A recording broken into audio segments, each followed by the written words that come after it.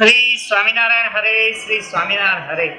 સંવત 1882 માગસરવદી 14 દિવસ શ્રી મહારાજ શ્રી વરતાલ મધ્યે શ્રી લક્ષ્મીનારાયણના મંદિરની આગળ મંચ ઉપર વિરાજમાન હતા.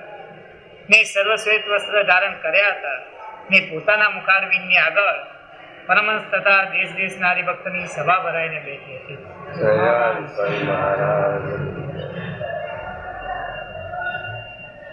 અને હરિભક્ત પરસ્પર ભગવદ વાર્તા કરતા હતા. તેમાં એવો પ્રસંગ નિસર્યો જે દેવી ને આસુરી એ બે પ્રકારના જીવ છે. તેમાં દેવી જીવ હોય તે તો ભગવાનના ભક્ત જ થાય ને આસુરી હોય તે તો ભગવાનથી વિમુખ જ રહે. ત્યારે ચિમનરાવજીએ શ્રી મહારાજને પ્રશ્ન પૂછ્યું છે, હે મહારાજ, આસુરી જીવ હોય તે કોઈ પ્રકારે દેવી થાય કે ન થાય? પછી શ્રી મહારાજ બોલ્યા છે, આસુરી જીવ તો દેવી ન થાય.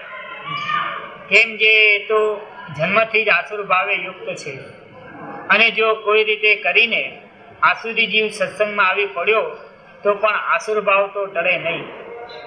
પછી સત્સંગમાં રહ્યો થકો જ્યારે શરીરને મૂકે ત્યારે બ્રહ્મને વિશે લીન થાય ને વળી પાછો નીકળે. બ્રહ્મ વિશે લીન થાય ને પાછું નીકળે પોસિબલ છે?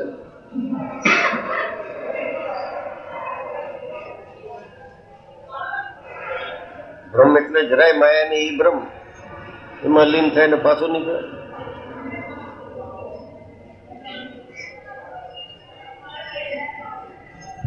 એટલે જે કઈ સત્સંગ કર્યો, ક્રિયા કરી હોય, ભગવાનની ધૂન કરી હોય, એને લઈને દયાંતે પાછો કોઈ હરિભક્ત ને ત્યાં જન્મે, જે ભગવાનના ભક્તો 5-7 વાર જન્મે ત્યારે પછી એનો અસુર ભાવ ટળે, એની જન્મ ન થાય. ભગવાનમાં મળી ગયા એ પાછા જન્મ તો પછી બાકી નવી ક્યાં વાત?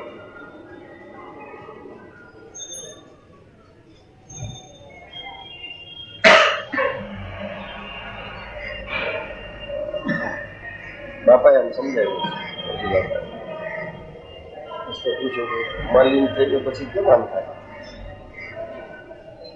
એટલે જેને ક્યાં જન્મો એ ભગવાનના ભક્તો હોય એટલે એ વહેલા મોડા બ્રહ્મ સ્થિતિને પામવાના હોય. ત્યાં કોઈ પામેલા હોય, મોટા હરિભક્તો કુટુંબ હોય એને ત્યાં જન્મ ધરે, થોડોક આશીર્ભાવ ટળે, પાછું બીજી વાર ધરે, થોડોક આશીર્ભાવ ટળે, એમ કરતા જન્માંતરે 5-7 જન્મે વાત પતી જાય.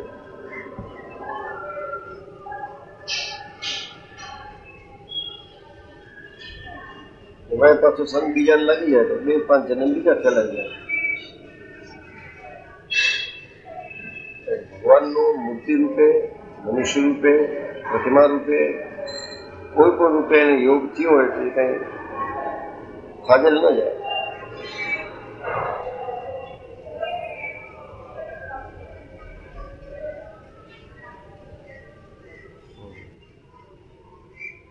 એ અનંતવાર બ્રહ્મમાં લીન થાય ને પાછો નિસરે ત્યારે એનો અસુર ભાવ છે તે નાશ પામે, પણ તે વિના તો અસુર ભાવ નાશ પામે નહીં. બ્રહ્મરૂપ જે ભગવાનના ભક્ત હોય એના સંસ્કાર હોય ને કઈ એના આટલું થાય રૂપિયા જમે થાય.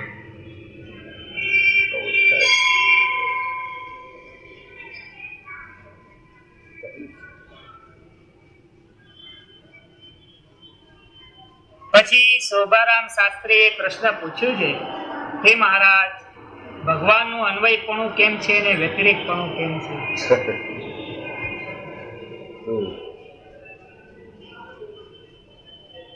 પછી જુદું છે, એથી જુદું મનુષ્ય જેવા લાગે છે પણ છે નહીં.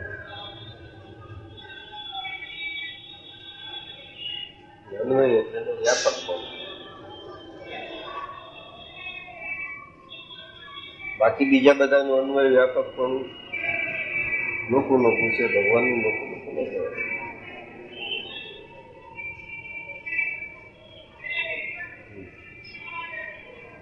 પછી શ્રીજી મહારાજ બોલ્યા છે, અન્વય વ્યતિરેકની વાર્તા તો એમ છે કે ભગવાન અર્ધાક માયાને વિશે અન્વય થયા છે અને અર્ધાક પોતાના ધામને વિશે વ્યતિરેક રહ્યા છે એમ નથી. એ તો ભગવાનનું સ્વરૂપ જ એવું છે જે માયામાં અન્વય થતા પણ વ્યતિરેક જ છે. જયારે પોતે આવે ત્યારે થોડા માયામાં, બાકી અન્વય છે. મૂળ અક્ષરને પ્રેરણા કરે, પછી પ્રધાન પુરુષને કરે, પ્રકૃતિ પુરુષને કરે, બધામાં પ્રેરણા એની જ છે. અન્વય થોડા ખરા. જયારે પોતે દેહધારીને આવે પંચભૂતને, એના જે પંચભૂત છે એ દિવ્ય હોય. અર્ધાક વ્યતિરેક અર્ધાક અન્વય બે ભાગ નથી.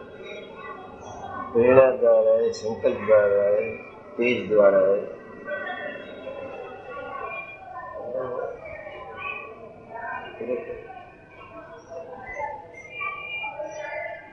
દેહની ખબર નથી તો જોયા કરો મૂર્તિ સામે.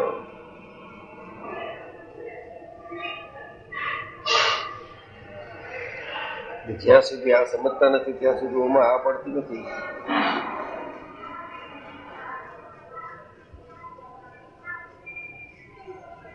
સમજવું જરૂરી છે. મહારાજ આખા બ્રહ્માંડમાં અન્વય તો છે જ, સત્સંગના વ્યતિરેક છે. બીજે સામર્થ્ય એની ચાલે છે. અવતારોમાં અન્વય છે અને એના મુખમાં વ્યતિરેક છે, વધુ નજીક છે.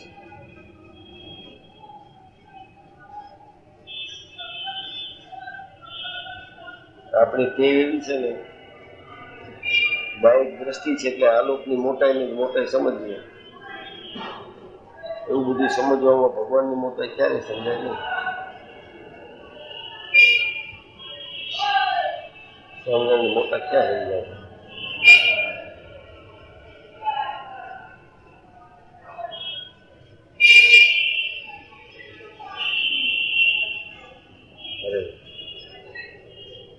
પણ ભગવાનને એમ બીક નથી જે રખે હું માયામાં જાઉં ને અશુદ્ધ થઈ જાઉં.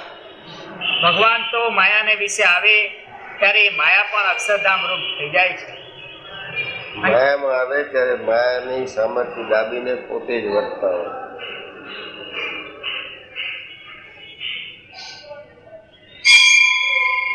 પોતે તેમ વર્તાય, બીજાની માયા ટાળી નાખે.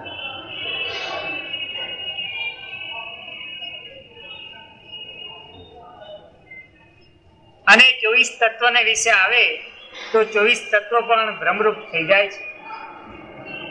તે શ્રીમદ ભાગવતમાં કહ્યું છે, જે ધામના સ્વૈન સદા નિરસ્ત પૂર્કમ સત્યમ પરમ ધીમહિ ઇત્યાદિ અનંત વચને કરીને ભગવાનના સ્વરૂપનું પ્રતિપાદન કર્યું છે. અને જેમ વૃક્ષનું બીજ હોય તેમાં પણ આકાશ છે, પછી એ બીજમાંથી વૃક્ષ થયું ત્યારે તે વૃક્ષના ડાળ, પાંદડા, ફૂલ, ફળ એ સર્વને વિશે આકાશ અન્વય થયો. પણ જ્યારે વૃક્ષને કાપે ત્યારે વૃક્ષ કપાય, તે ભેળો આકાશ કપાય નહીં.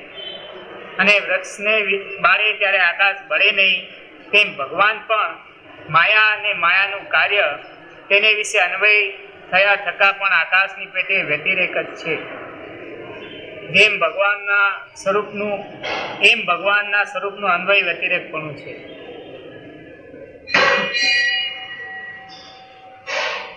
ઇતિ વચનામૃતમ, આવી રીતે વરતાલનું 7મું વચનામૃત.